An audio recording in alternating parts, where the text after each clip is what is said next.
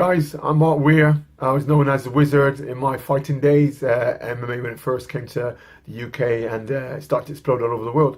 And what I'm bringing across is some of the stuff I actually developed for myself or used for myself, and I actually use it for a lot of the fighters.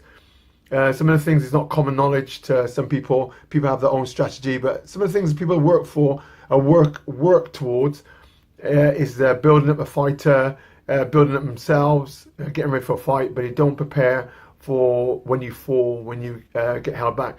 Some people never ever proceed in a career of fighting due to the fact they receive a loss.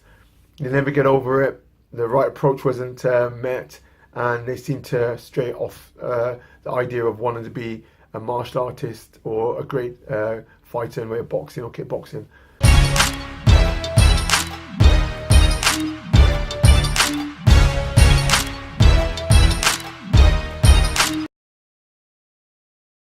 So this thing is what I call the failure syndrome. It's a syndrome. It is something what you feel. It can escalate. It can grow over the years. It can make you partly depressed whenever you think about it. So first thing I'm going to cover is, why do you feel low? Again, I remember sitting in a car and I was just received my loss. And I think to myself, I'm quite good at getting over this, but I want to get to a point where it's an art.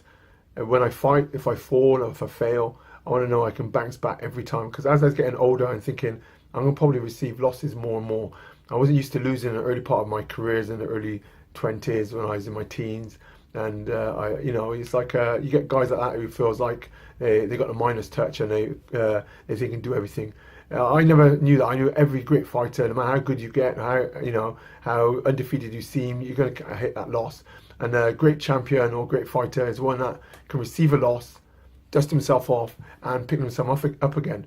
Now, I remember driving back from a loss, and I had two friends in the car, Sarah and Matt, and I remember she was asking, "What am I writing? Why are you okay, Mark?" I was so quiet, but I was like just going around what I felt and what I liked and what I didn't like. And when I was putting things together, the first thing I remember feeling is I felt like I could have done better, could have done more. Yeah, so that's the first thing what people got to get across. They normally feel, yes, I could have done better, I could have done more. And yeah, you believe that, but whether everybody else does, it depends how much they know you. Now, the other thing as well, you feel like you've let the supporters down. All the people that's paid the money, came out of the way, drove miles, flown miles. You feel like you let the supporters down. Your friends, your family, all the supporters, you feel like they might write you off. Writing you off meaning like, that's it, he ain't going to be nothing no more. He ain't going to be able to bounce back. He ain't that good.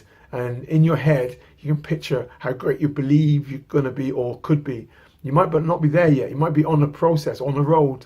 And this is a setback. This is where you have to learn to dust yourself off and set your goals, if you set goals, and trying to get that next level. Now, the four main things you have to watch out for, these are the things I didn't like. But also these four things can be the things what can aid you to come back, which sounds sort of strange, but here's my angle on it. First thing is the public.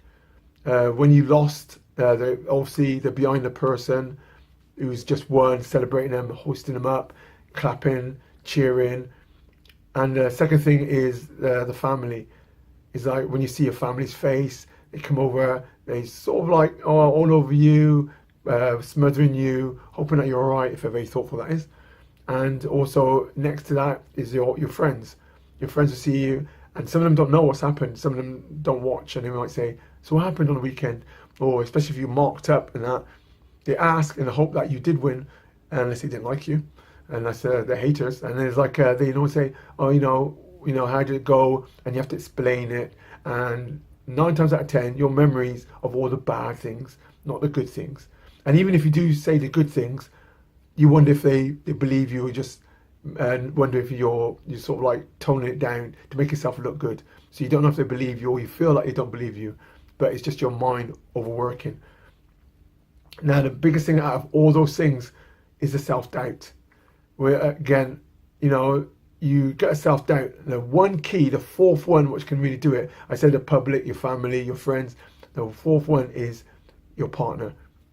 Again, if it's your girlfriend, your wife, or whatever, it's like that can be the last nail in a coffin, especially because they don't want to see you get hurt, and they might say the wrong thing like, "Why do you do it? You need to stop." And it's sort of like putting nails in a coffin.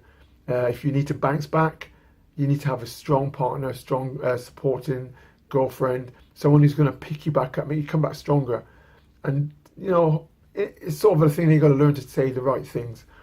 Beyond that now, okay, these are the things what can aid you, allow you to build yourself back up.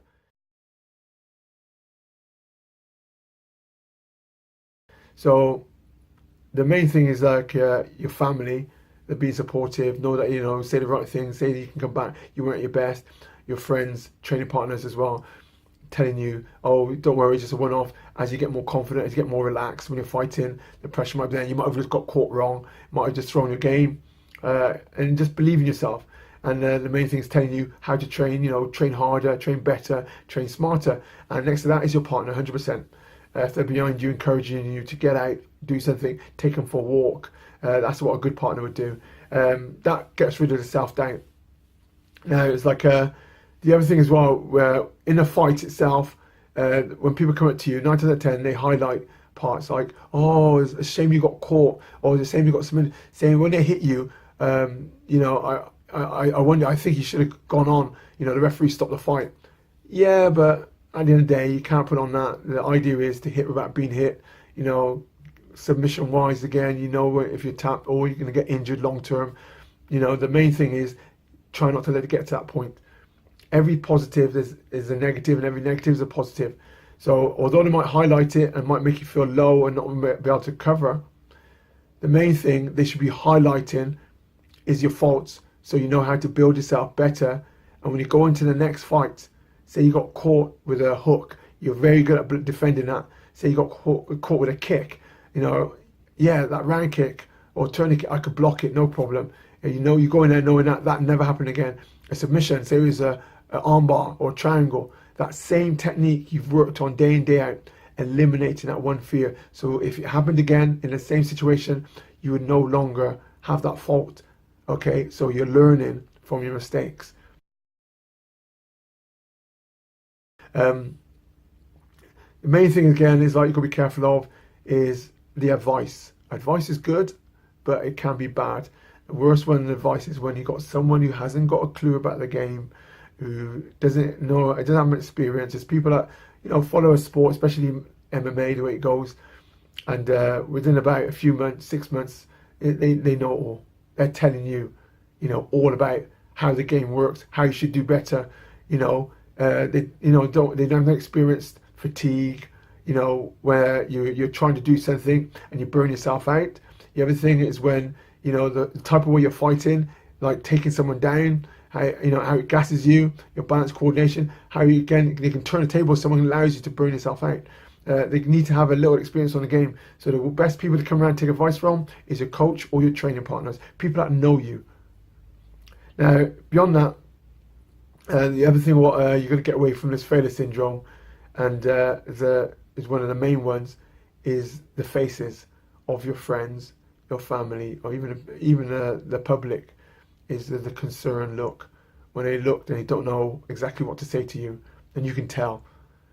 It's like they're stuck, and that awkward silence, that look of disbelief in their face, and you don't really want to talk to them because what do you say? What can you say? If there's a bit of silence, a bit of quietness, the best thing to do is surround yourself with a teammate. And for one of the recovery, I always say to someone, when they talk, you talk. When they want to be quiet, let them be quiet. But when they talk, encourage it, because that's the best way to recover. Allow them to come out of themselves, allow them to be themselves. Silence, they say, is golden. In other words, crystallize you. It holds you in that state. You've got to try and get out of it. Here's some of my notes, again, I've got here. What you've got to remember is all great fighters received a loss. I'm a fan of the late Muhammad Ali. Growing up, he motivated me. I remember watching boxing growing up. I was a 100% a boxing fan. I went into boxing due to my mother's concern, headshots and everything else. I stayed at boxing, went into martial arts. I went to Taekwondo because I know one of my friends was a boxer. Okay, did boxing, sorry, to aid his Taekwondo. So I thought, there's got to be something in there where I can still use my hands. I love fighting. I went there, and then within a short period of time, I was champion at Taekwondo at only the age of 20. But it's like all my great people I look on, I always realize they have received a loss. Now, the greatest one of them all to me was, again, Muhammad Ali. And his losses was his greatness, the way he came back. You know, George Foreman, you know, it's like, obviously he didn't lose from him, but again, he came back from a loss prior, came back, people marked him off, said he didn't have a chance, and he destroyed him in a way no one believed. And when he knocked him down, he just hovered over him. When you're looking at martial arts, again, the greatest to this day now, again, Anderson Silva, he's had loss, he's come back, he's had loss in his early career. You know, I've seen a real amazing heel hook he had when a guy dived in for it, and he came back to be one of the greatest martial artists ever. So people's got to realise, I think most people at some point receive a loss, and it is the greatest ones, they come back, because once they've had a loss, they start to realise certain flaws, sort of weakness in the game, and it allows them to keep moving forward, and they don't always like to have a loss. They don't fear the loss no more, and it makes them go further. A loss is just a setback, but what do you learn from it? Okay, it improves the game. The next one on here is if you've got a teammate, if you've got, say, you're a coach, and you've got 4 people fighting or 3 people fighting, and only one of them had a loss, received a loss, that's the person you need to concentrate on. You see, the other guys are celebrating, they're happy, they got their friends, they got their family, and they're celebrating them, but it's a fallen one you need to be concentrating on. He's the one who feels like he's let the side down. He's the one that feels like he's a failure. As you turn to them, they're the ones you need to take to the side and make him feel better. Anybody could have been in that position. It is the fight, the person, the opponent, what makes the fight, and you don't know how hard it's going to be. So I always tend to, if someone has a loss in a group, is a fallen fighter I'm concentrating on, because he could come back, and if he comes back, normally they're greater than all the others. They really took it in how to improve their game. Next one on then is never crowd a fallen fighter. Like I said, they don't like to be crowded. It should be only a few people around him. Give them their space. Give them room to breathe. You got to think, when you lose a fight, everybody's crowding in, probably all over the fighter, the opponent. It makes you feel low. It makes you feel on your own. Everybody's focused on them. So what you need to do is take them away. Take them to a quiet place. Talk. Try and see what's on their mind. Try and kill those demons. The way that they feel like they've failed themselves and failed others. You haven't failed anybody. Okay, you're a winner as soon as you step up to fight. It is the biggest. I always say the worst enemy is yourself. Is the nerves. Is your reaction. Are you doing what you normally do? And that is it. That's why I believe everybody's a winner to get in there. So when a fighter has fallen, make another point. It's the same like I said earlier. The same people around him that can make him feel low can also build him up. The ones that's supposed to be around him is, number one, is his partner or her partner, depends if it's male or female. Now, you can leave them to themselves or just have a watchful eye, and some people handle a loss with aggression, which is not really that good. Okay, but it is disappointment, and the way you handle it is where you handle it, but you need to control it to a degree. Part of being a martial artist is to learn to control your emotions. Some people might get tearful, okay, start crying. Again, you need to soothe them, allow them not to get too carried away with that as well, because they're embarrassing themselves as well. In the long run, they feel really low. That makes it longer for them to recover. So again, next to the partners is family members and a teammate, but I would say teammate first. Their teammate is who feels the loss with them. They've given their all, they're giving their time, their energy. They probably got an injury, probably got hit a few times, just trying to help that fighter to pick themselves up, trying to help him to become great. And in winning, it's your teammate that feels great with you. So I'd say teammate first. Next to that is their family members. Although, when I've had it myself, when someone's fallen, they're obviously their family's trying to get backstage, and they're overcrowding. And you've got to realise you're overcrowding a fighter is not a good thing.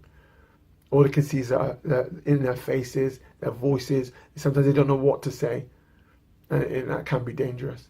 So the failure syndrome, it is an art. So when someone's fallen, as I call it, or had a loss, received a loss, or your mind is racing. The same thing in races. Your mind races leading up to a fight the day before, a week before, and this could be the deciding moment whether you win or lose that fight. You got to learn to control it. So there's certain approaches. The approach the same way after you've lost, you should have an approach leading up to the fight. Certain things you surround yourself with.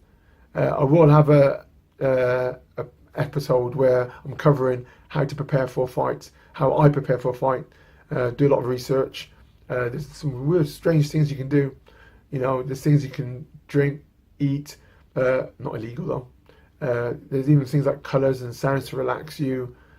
Smells. There's loads of different ways, and you got to find your way. The people there's some pressure points you can press that make to allow you to relax.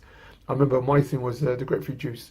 And that, I used to know the vitamins, everything else. And the bitter taste seemed to calm me down. But okay, guys. So again, if you like what I'm talking about, please subscribe. Again, leave any comments, anything you want me to cover or would like me to cover. Please leave it on the box underneath. And on top of that, this is Martin Wizard Weir, and I'll see you soon.